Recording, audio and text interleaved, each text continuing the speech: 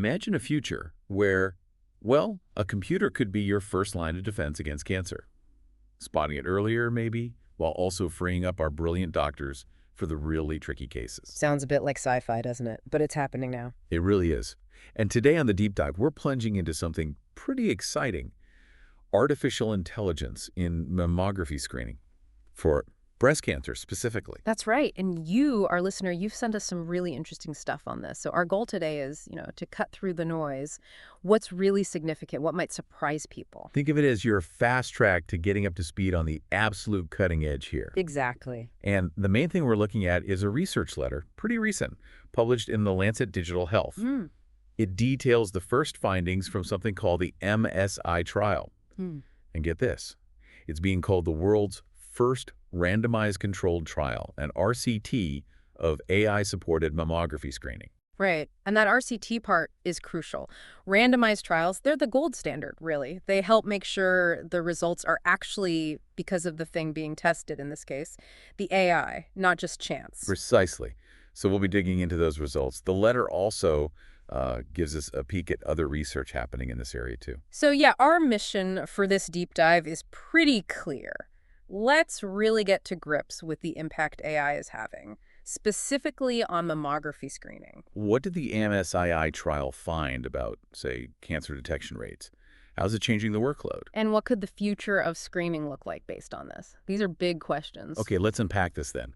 What's really pushing this move towards AI and mammograms? It's not just cool tech for tech's sake, is it? No, definitely not. There are two, I'd say, really powerful drivers here. First, the AI algorithms themselves. They've just gotten so much better. At spotting things. Yeah, at detecting subtle patterns on the images, things that might signal cancer. It fits that broader picture of AI helping humans with complex pattern recognition. Okay, that makes sense. And the second driver? It's the workload, the sheer volume of mammograms that need reading, especially where they do double reading. Double reading.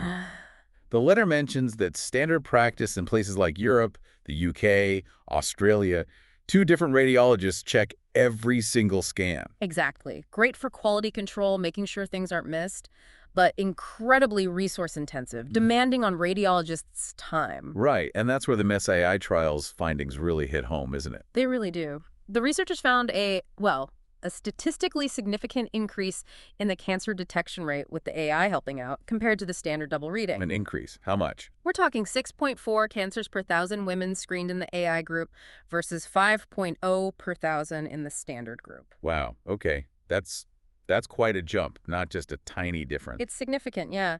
It suggests AI could act as like a more sensitive first filter, catching things that might even slip through a standard double read sometimes. That is really promising for earlier diagnosis. But what about the flip side? Does it mean more false alarms? More women called back unnecessarily? That's always the worry, isn't it? But interestingly, the trial found only small increases in the recall rate and the false positive rate. And crucially, those increases were not statistically significant. Okay, so finding more cancers without a big jump in unnecessary callbacks, that's actually very encouraging. It is. It suggests the AI isn't just flagging more stuff, it's helping find more actual cancers. And the workload, if the AI is doing some of the sifting. Huge impact there. The trial measured a massive reduction, 44.3% in the screen reading workload. 44%. Yep. Think about freeing up nearly half of that reading time for radiologists. More time for complex cases, maybe less burnout. It's a big deal. Definitely. As the author said, it confirms what some earlier sort of observational studies had hinted at. Exactly. So, okay, looks great on the surface, more cancers found, less work for the doctors. But the letter also mentions that Messi's approach isn't the only way AI is being looked at for screening. That's a really important point. SII is just one piece of this bigger puzzle. There are quite a few trials going on now exploring different ways to use AI. Like what? What are the options? Well, some early ideas focused on AI as maybe a full reader replacement, especially where there are shortages of radiologists. More about efficiency, really. Yeah. Then there's the idea of AI as a third independent reader. Like, if the 2 human readers disagree, the AI could be a tiebreaker. Interesting. Decision support is another one. The AI flags suspicious spots right on the image for the radiologist to see as they read. Sort of like a pointer. Kind of, yeah. And then there's this really exciting area of risk stratified screening. Hmm. using AI to predict an individual woman's risk level. Ah, so not one-size-fits-all screening anymore. Exactly. Maybe women at higher risk get screened more often or with different tests. It ties into that whole push for personalized medicine. That risk idea is fascinating. Hmm. Okay, but let's circle back to AI. How exactly did they use AI? You mentioned triage earlier. Right. So in their setup, every mammogram in the AI group went through the AI first. Yeah, okay. Based on that initial look, the AI would sort of triage it, suggest either single reading by one radiologist or flag it for the standard double reading. So it decides if one pair of eyes is enough or if it needs two. Basically, yes. But that wasn't all. The radiologist also got direct detection support. How did that work? The AI put visual marks on the mammograms, highlighting areas it thought were suspicious. Like a digital assistant pointing things out. Pretty much. And they also got an overall AI risk score for each scan. A score. Like low risk, high risk. Exactly. It put each scan into one of 10 risk categories, from lowest to highest. So the radiologist could see the AI's overall level of suspicion. And the top 1.2% of scans, the ones the AI thought were most suspicious, were flagged as extra high risk. So the radiologist sees the marks and gets a sense of the AI's overall confidence. Correct. And the researchers call this creating a beneficial bias. Beneficial bias. How so? Well, by giving the radiologist that risk score, they're subtly informed about how likely the AI thinks cancer is. This might, nudge them a bit. Maybe they're slightly more likely to recall a case the AI flagged as high risk, and maybe less likely if the AI said low risk. Ah, helping them fine-tune their own judgment. That's the idea.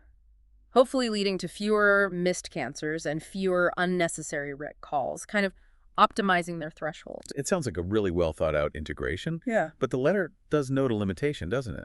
Because they used all these AI tools together. Right. The triage, the marks, the score, they were all part of the package in the AI-supported arm of the MSII trial. So it's hard to say which specific bit made the biggest difference. Exactly. We can't isolate the effect. Was it mostly the triage saving time, or the risk score improving decisions? Yep. Or the marks catching attention? We don't know for sure from this trial. We'd need different studies, maybe testing just one component at a time. Precisely. Future research will need to tease that apart to really figure out the optimal way to use these different AI capabilities. Okay, now a really important question. The extra cancers found in the AI group, what kind of cancers were they? Were they the aggressive ones we most want to catch early? That's obviously critical. The researchers did look at the characteristics, and the good news is the increase included invasive breast cancers.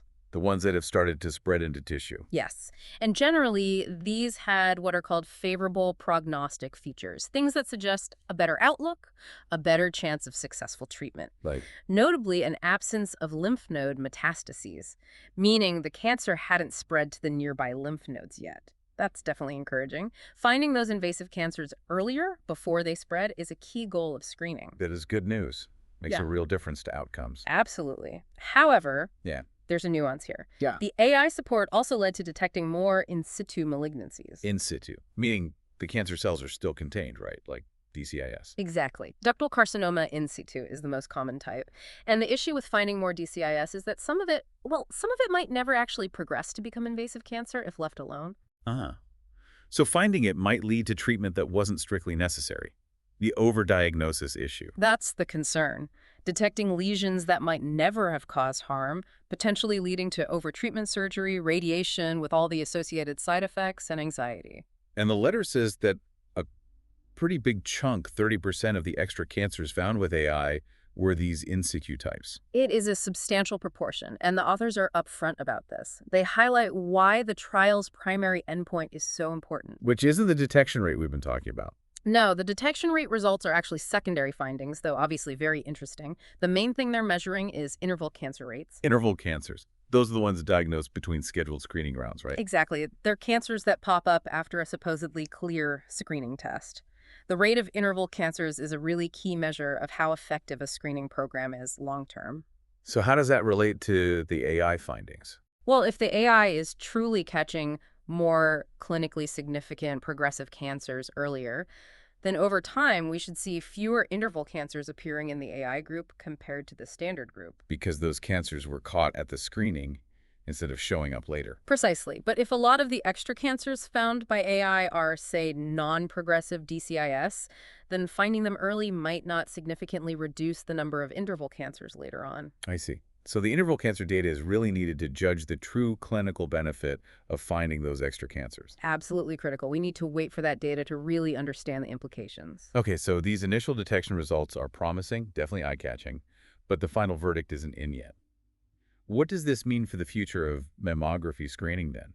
Is standard double reading on its way out? It's looking possible. The research letter suggests that if further studies confirm these kinds of results, better detection, lower workload, then yeah, standard double reading might well be phased out in organized screening programs eventually. The efficiency gains are just too big to ignore. Potentially, yes. However, the authors also stress something important. Which is? That human expertise is likely to remain central. Radiologists aren't going away, and that probably aligns with what most women would expect and, frankly, prefer. So not AI replacing humans, but working with them. That seems the most likely path forward, a collaborative model. AI does some heavy lifting, maybe provides that second look or risk assessment, but the human expert makes the final call, integrates all the information. A team effort. AI plus human intelligence. Exactly. And it's moving fast. The letter mentions that as of late 2024, there were, I think, 11 registered prospective trials underway, all looking at different ways to integrate AI into breast screening. 11 trials. So lots more data coming down the pipeline. Definitely. It shows how much focus and, frankly, hope is being placed on AI in this area. Okay, so let's try and tie this all together. For someone listening, wanting the key takeaways from this deep dive on AI and mammography, especially looking at MSII, what are the main points? I'd say first, the MSI trial gives us strong early evidence that AI can increase cancer detection rates in mammography screening. More cancers found. Check. Second, it can do this while also significantly reducing the reading workload, which is a huge practical benefit. Less burden on radiologists. Check. Third, but we need to be mindful that a fair chunk of the extra cancers detected were in situ, raising that potential question of overdiagnosis. The clinical significance isn't fully clear yet. Right, and that leads to the fourth point. The interval cancer rate data from SII and other ongoing trials will be absolutely crucial to understand the real long-term impact. We need that final piece of the puzzle. Exactly. And finally, the optimal way to use AI triage, decision support, risk scores is still being figured out through all this ongoing research. So for our listener wanting to get quickly informed, it seems pretty clear AI is set to really change mammography screening. It's not just hype. No, it's moving beyond hype now. The SII trial gives us solid data suggesting real benefits are achievable. It holds genuine promise for finding more cancers earlier and making screening more efficient. But as AI gets woven deeper into healthcare, it raises that bigger question, doesn't it? How do we make absolutely sure that finding more things actually translates into better health outcomes for patients? Avoiding unnecessary tests, unnecessary treatments, unnecessary anxiety. That feels like the tightrope we need to walk. It absolutely is. Balancing the power of the technology with the wisdom of clinical practice and patient well-being. That's the challenge and the opportunity. The MII trial really does offer a fascinating glimpse into that future where AI and human doctors collaborate on these critical decisions. Makes you wonder, Right. What other parts of healthcare are next? And what are the really key things we need to consider as we head down that road? It's definitely an exciting and incredibly important space to keep watching.